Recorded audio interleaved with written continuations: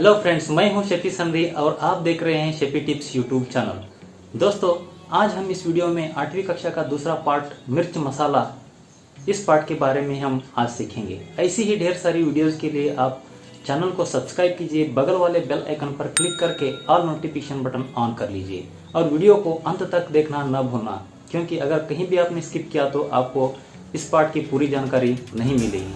तो चलिए वीडियो शुरू करते हैं। मिर्च मसाला पाठ साहित्य की लोककथा विधा का पाठ है।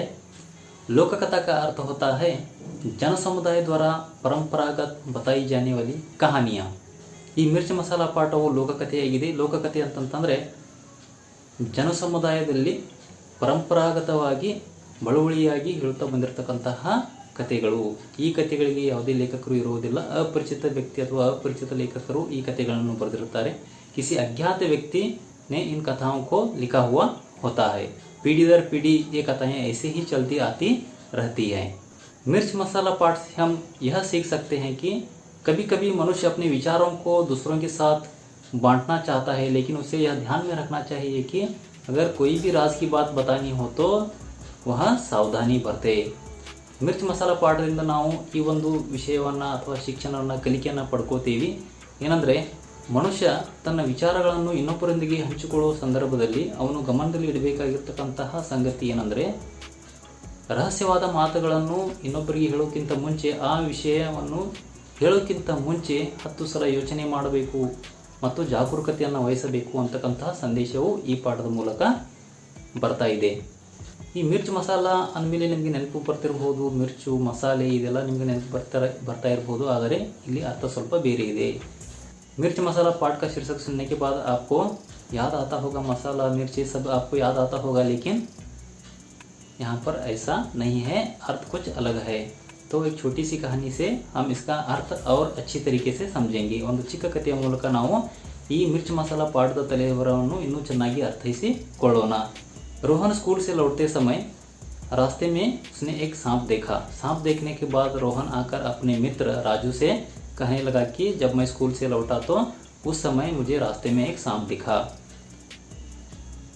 राजू को ये बात पता चलने के बाद जब राजू ने अपने दोस्त राहुल से मुलाकात की तो उसने कहा कि रोहन ने स्कूल से लौटते समय उसने क्या किया, एक अजगर सांप देखा। जब राहुल को ये बात पता चली और उसने अपने दोस्त संजू से मुलाकात की तो संजू से उसने कहा कि जब रोहन स्कूल से लौटते समय उसने बहुत सारे अजगर सांप देखे। यहाँ पर क्या किया जा रहा है, विषय को परिवर्तन करके, बहुत सारा परिवर्तन करके, कुछ नहीं बहुत सारा परिवर्तन करके मिर्च मसाला लगाकर यहाँ पर विषय को प्रस्तुत किया जा रहा है।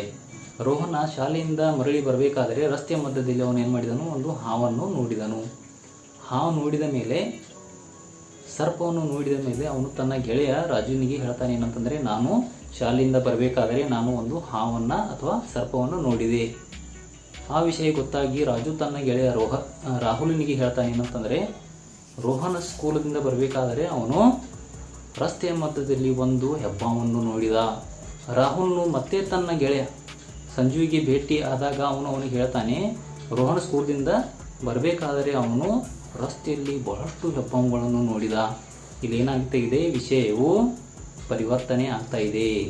ವಿಷಯಕ್ಕೆ ಮಿರ್ಚು ಮಸಾಲೆ ಎಲ್ಲ ಸೇರಿಸಿ ಏನು ಮಾಡ್ತಾ ಇದ್ದಾರೆ, ವಿಷಯವನ್ನು ಬೇರೆ ರೀತಿಯಲ್ಲಿ ಪ್ರಸ್ತುತ ಮಾಡ್ತಾ ಇದ್ದಾರೆ। ಈ ಒಂದು ಶೀರ್ಷಕದ ಅರ್ಥ ನಿಮಗೆ ತಿಳಿದಿದೆ ಅಂತ ನಾನು ಇಲ್ಲಿ ಭಾವಿಸುತ್ತೇನೆ। तो चलिए पाठ को देखेंगे। एक दिन शाम को भोलू आंगन में बैठकर दूध पी रहा था। ಒಂದು ದಿನ ಭೋಲು ಅಂತಕ್ಕಂಥ ವ್ಯಕ್ತಿ ಮನೆಯ ಅಂಗಳದಲ್ಲಿ, ಶಾಂಪು ಅಂದ್ರೆ ಸಂಜೆ, ಆಂಗನ್ ಮೇ ಅಂತಂದ್ರೆ ಅಂಗಳದಲ್ಲಿ, ಮನೆಯ ಅಂಗಳದಲ್ಲಿ ಕುಳಿತುಕೊಂಡು ದೂದ್ ಪೀ ರಹಾ ಥಾ। ದೂದ್ ಅಂತಂದರೆ ಹಾಲು, ಪೀನಾ ಅಂತಾರೆ ಕುಡಿಯುವುದು। ಮನೆಯ ಅಂಗಳದಲ್ಲಿ ಕುಳಿತುಕೊಂಡು ಭೋಲು ಅಂತಕ್ಕಂಥ ವ್ಯಕ್ತಿ ಹಾಲನ್ನು ಕುಡಿತಾ ಇದ್ದ। उसे खांसी आई, दूध का लोटा लुढ़क गया तथा थोड़ा सा दूध मुंह से निकलकर जमीन पर फैल गया। ಆ ಹಾಲನ್ನು ಕುಡಿಯೋ ಸಂದರ್ಭದಲ್ಲಿ ಉಸೆ ಖಾಂಸಿ ಆಯಿ, ಖಾಂಸಿ ಅಂತಂದ್ರೆ ಕೆಮ್ಮು। ಒಮ್ಮೆ ಅವನಿಗೆ ಏನಾಯ್ತು, ಅಕಸ್ಮಾತ್ ಆಗಿ ಕೆಮ್ಮು ಬಂದ್ಬಿಡ್ತು। ಕೆಮ್ಮು ಬಂದಾಗ ಅವನ ಕೈಲಿರ್ತಕ್ಕಂಥ ಹಾಲಿನ ಚೊಂಬು, ದೂದ್ ಕಾ ಲೋಟ ಅಂತಂದ್ರೆ ಹಾಲಿನ ಚೊಂಬು ಏನಾಯ್ತು, ಕೆಳಗಡೆಗೆ ಬಿತ್ತು। ಹಾಗೇನೆ ಅವನ ಬಾಯಿಲಿರ್ತಕ್ಕಂಥ ಸ್ವಲ್ಪ ಹಾಲು ಏನಾಯ್ತು ಅಂತಂದ್ರೆ ಕೆಳಗಡೆಗೆ ನೆಲದ ಮೇಲೆ ಬಿತ್ತು। ಮತ್ತು ನೆಲದ ಮೇಲೆ ಬಿದ್ದಾಗ ಆ ಹಾಲು ಎಲ್ಲ ಕಡೆ ಆಯಿತು, ಹಬ್ಬಿತು. ಜಮೀನ್ ಪರ್ ಫೈಲ್ ಗಯಾ, ಜಮೀನ್ ಅಂತಂದ್ರೆ ನೆಲ, ನೆಲದ ಮೇಲೆ ಹಬ್ಬಿತು. ಫೈಲೆ ದೂದ್ ಮೇ ಉಸ್ಕೋ ದೋ ಪಂಖ ದಿಖಾಯಿ ದೇ, ಹಬ್ಬಿರ್ತಕ್ಕಂತಹ ನೆಲದ ಮೇಲೆ ಹಾಕಿರ್ತಕ್ಕಂಥ ಎಲ್ಲ ಹಾಲಿನಲ್ಲಿ ಅವನಿಗೆ 2 ಹಕ್ಕಿಯ ರೆಕ್ಕೆಗಳು ಕಂಡವು. ಆ ಭೂಮಿ ಮೇಲೆ, ನೆಲದ ಮೇಲೆ ಬಿದ್ದಿರ್ತಕ್ಕಂಥ ಹಾಲಿನ ಆಕಾರ ಯಾವ ರೀತಿ ಆಗಿತ್ತು ಅಂತಂತಂದ್ರೆ ಹಕ್ಕಿಯ ರೆಕ್ಕೆಗಳ ರೀತಿ ಆ ಹಾಲು ಆಕಾರವನ್ನು ಪಡೆದುಕೊಂಡಿತ್ತು. ಆ ಹಾಲನ್ನು ನೋಡಿ ಭೂಲುವಿಗೆ ಅದರಲ್ಲಿ ಏನು ಕಂಡಿತು ಅಂತಂತಂದ್ರೆ ಹಕ್ಕಿಯ ರೆಕ್ಕೆಗಳು ಕಂಡವು. ವಹ ಘಬರಾಗಯ, ಆ ಹಕ್ಕಿಯ ರೆಕ್ಕೆಗಳನ್ನು ನೋಡಿ ಅವನು ಹೆದರಿಬಿಟ್ಟ. अपनी पत्नी हीरा को बुलाकर कहा, देखो तुम किसी से नहीं कहोगी तो मैं तुमसे एक बात बताऊं. ತನ್ನ ಪತ್ನಿ ಹೀರಾ, ಭೋಲು ತನ್ನ ಪತ್ನಿ ಹೀರಾವಳನ್ನು ಕರೆದು ಹೇಳ್ತಾನೆ, ನೋಡು ಹೀರಾ, ನಾನು ನಿನಗೆ ಒಂದು ರಹಸ್ಯವಾದ ಮಾತನ್ನ ಹೇಳ್ತೇನೆ, ನಿನಗೊಂದು ನಾನು ಮಾತನ್ನ ಹೇಳ್ತೇನೆ, ನೀನು ಯಾರಿಗೂ ಹೇಳುವುದಿಲ್ಲ ಅಂತಂದ್ರೆ ನಾನು ನಿನಗೆ ಒಂದು ಮಾತನ್ನ ಹೇಳ್ತೇನೆ. कसम से किसी से नहीं कहूंगी, पत्नी बोली. ಪತ್ನಿ ಹೀರಾ ಕೂಡ ಹೇಳಿದಳು, ಪ್ರಮಾಣ ಮಾಡಿ ಹೇಳ್ತೀನಿ, ನಾನು ಯಾರಿಗೂ ಕೂಡ ಹೇಳುವುದಿಲ್ಲ. ಕಸಂಸೆ, ಕಸಂ ಅಂತಂತಂದ್ರೆ ಪ್ರಮಾಣ ಅಥವಾ ಆನೆ, ಆನೆ ಮಾಡಿ ನಾನು ಹೇಳ್ತೇನೆ, ಯಾರಿಗೂ ಕೂಡ ನಾನು ಹೇಳುವುದಿಲ್ಲ ಅಂತೇಳಿ ಹೇಳಿದಾಗ ಭೋಲುನೆ ದೂದ್ ಮೇ ಪಂಖ್ ಕಿ ಬಾತ್ ಬತಾ ದಿ. ಭೋಲು ಆ ಹಾಲಿನಲ್ಲಿ ಅವನಿಗೆ ಕಾಣ್ತಿರ್ತಕ್ಕಂತಹ ರೆಕ್ಕೆಗಳ ವಿಷಯವನ್ನು ತನ್ನ ಪತ್ನಿ ಹೀರಾಳಿಗೆ ಹೇಳಿದ. ಹೀರಾ ಇಸ್ ಬಾತ್ ಕೋ ಪಚಾನ ಪಾಯಿ, ಬಾತ್ ಕೋ ನ ಪಚಾನ ಅಂತಂತಂದ್ರೆ ರಹಸ್ಯವಾದ ಮಾತನ್ನು ಪ್ರಕಟಿಸುವುದು, ಬಯಲು ಮಾಡುವುದು. ಆ ಮಾತನ್ನು ಇನ್ನೊಬ್ಬರಿಗೆ ಹೇಳುವ ಆತುರತೆ ಅವಳಲ್ಲಿ ಬಂದಿತು. ಉಸ್ಕಾ ಪೇಟ ಫುಲ್ನೆ ಲಗ, ಪೇಟ ಫುಲ್ನ ಅಂತಂದ್ರೆ ಇದು ಮುಹಾವರ. ಮುಹಾವರ ಅಂತಂದ್ರೆ ಏನು? ಶಾಬ್ದಿಕ ಅರ್ಥ ಅಥವಾ ಸಾಮಾನ್ಯ ಅರ್ಥದ ಬದಲಾಗಿ ವಿಶೇಷ ಅರ್ಥವನ್ನು ನೀಡುವಂತಹ ವ್ಯಾಖ್ಯಾಂಶಕ್ಕೆ ಮುಹಾವರ ಅಂತೇಳಿ ಕರಿತೀವಿ. सामान्य अर्थ के बदले विशेष अर्थ के वाक्यांश को या विशेष अर्थ बताने वाले वाक्यांश को मुहावरा कहते हैं. पेट फुल्ना ಅಂತಂದ್ರೆ ಇಲ್ಲಿ ರಹಸ್ಯವಾದ ಮಾತನ್ನು ಹೇಳಲು ಉತ್ಸುಕರಾಗುವುದು. ಪೇಟ್ ಫುಲ್ನ ಹೊಟ್ಟೆ ಉಬ್ಬಿಕೊಳ್ಳುವುದು ಅಂದ ಹಾಗೆ ಇಲ್ಲಿ ಶಾಬ್ದಿಕ ಅರ್ಥ ಅಥವಾ ಸಾಮಾನ್ಯ ಅರ್ಥ ಆಗುತ್ತೆ. ಆದ್ರೆ ಇಲ್ಲಿ ಆ ಒಂದು ಅರ್ಥದ ಪ್ರಾಧಾನ್ಯತೆ ಇರುವುದಿಲ್ಲ. ಇಲ್ಲಿ ಪೇಟ್ ಫುಲ್ನ ಅಂತಂದ್ರೆ ರಹಸ್ಯವಾದ ಮಾತನ್ನು ಹೇಳಲು ಆತುರತೆ ಅಥವಾ ಉತ್ಸುಕರಾಗುವುದು. अपनी पड़ोसन चंपा से कहा, एक राज की बात है, जानती हो आज क्या हुआ. ಪಡೋಸನ್ ಅಂದ್ರೆ ಅಕ್ಕಪಕ್ಕದ ಮನೆಯ ಮಹಿಳೆಯರಿಗೆ ಪಡೋಸನ್ ಅಂತ ಕರೀತಾರೆ. ಹೀರಾ ತನ್ನ ಪಕ್ಕದ ಮನೆಯ ಇಲ್ಲಿರ್ತಕ್ಕಂತಹ ಮಹಿಳೆ ಚಂಪಾ ಅವಳಿಗೆ ಕರೆದು ಅವಳಿಗೆ ಹೇಳ್ತಾಳೆ, ನಿನ್ಗೆ ಗೊತ್ತು ಇವತ್ತು ಏನಾಗಿದೆ ಅಂತ ಹೇಳಿ. ಉನ್ಕೆ मुंह से कबूतर के पंख निकले बहुत सारे, मुझे चिंता हो रही है. ಇವತ್ತು ನಮ್ಮ ಮನೆಯವರ ಬಾಯಿಯಿಂದ ಕಬೂತರ್ ಕೆ ಪಂಖ, ಪಾರಿವಾಳ, ಕಬೂತ ಅಂತಂದ್ರೆ ಪಾರಿವಾಳದ ರೆಕ್ಕೆಗಳು ಬಾಯಿಯಿಂದ ಬರ್ತಾ ಇವೆ. ಅದು ಬಹಳಷ್ಟು, ಬಹುತ್ ಸಾರಿ, ನನಗೆ ಚಿಂತೆ ಆಗ್ತಾ ಇದೆ. ಚಿಂತಾ ಹೋ ರಹಿ ಹೈ. ಪರ್ ಕಿಸಿ ಸೆ ಮತ್ ಕಹನಾ, ಅವಳಿಗೂ ಕೂಡ ರಹಸ್ಯವಾದ ವಿಷಯವನ್ನು ಹೇಳಿ ಅವಳಿಗೂ ಕೂಡ ಹೇಳ್ತಾಳೆ, ನೀನು ಯಾರಿಗೂ ಕೂಡ ಹೇಳಲಿಕ್ಕೆ ಹೋಗಬೇಡ. ಚಂಪಾ ಬೋಲಿ, ಆ ಮಾತನ್ನು ಕೇಳಿ ಚಂಪಾ ಹೇಳ್ತಾಳೆ, तुम भी किसी से मत कहना, लोग बात का बतंगड़ बना देंगे. ನೀನು ಕೂಡ ಯಾರಿಗೂ ಹೇಳಬೇಡ ಹೀರಾ, ನಾನು ಕೂಡ ಯಾರಿಗೂ ಹೇಳುವುದಿಲ್ಲ. ಈ ವಿಷಯ ಹೊರಗಡೆ ಜನರಿಗೆ ಗೊತ್ತಾದರೆ ಜನರೇನು ಮಾಡ್ತಾರೆ, ಬಾತ್ ಕಾ ಬತಂಗಡ ಬನಾ ದೇಂಗೆ. ಇದು ಒಂದು ಮುಹಾವರ. ಬಾತ್ ಕಾ ಬತಂಗಡ ಬನಾನ ಅಂತಂದ್ರೆ ಕ್ಷುಲ್ಲಕ ವಿಷಯವನ್ನು ದೊಡ್ಡದಾಗಿಸುವುದು. ಚಂಪಾಸೆ ರಹಾನಾಗಯ, ಈ ರಹಸ್ಯವಾದ ಮಾತನ್ನು ಕೇಳಿದಾಗ ಚಂಪಾ ಅವಳಿಗೂ ಕೂಡ ಈ ಒಂದು ರಹಸ್ಯವಾದ ವಿಷಯವನ್ನು ರಹಸ್ಯವಾಗಿ ಇಡಲು ಅವಳಿಂದನೂ ಕೂಡ ಆಗಲಿಲ್ಲ. उसे लगा कि अगर यह बात किसी से नहीं कही तो उसका पेट फट जाएगा. ಆಕೆಗೆ ಆ ಒಂದು ರಹಸ್ಯವಾದ ಮಾತನ್ನು ಗೌಪ್ಯವಾಗಿ ಇಡಲು ಆಗಲಿಲ್ಲ. ಆಕೆಯೂ ಕೂಡ ಇನ್ನೊಬ್ಬರಿಗೆ ಹೇಳುವ ಆತುರತೆಯಲ್ಲಿ ಇದ್ದಳು. ಆ ಮಾತನ್ನು ಇನ್ನೊಬ್ಬರಿಗೆ ಹೇಳದೇ ಇದ್ದರೆ ಆಕೆಯ ಹೊಟ್ಟೆ ಒಡೆದು ಹೋಗುತ್ತದೆಯೋ ಅನ್ನೋ ಹಾಗೆ ಆಕೆಗೆ ನೋವು ಆಗಲಾರಂಭಿಸಿತು.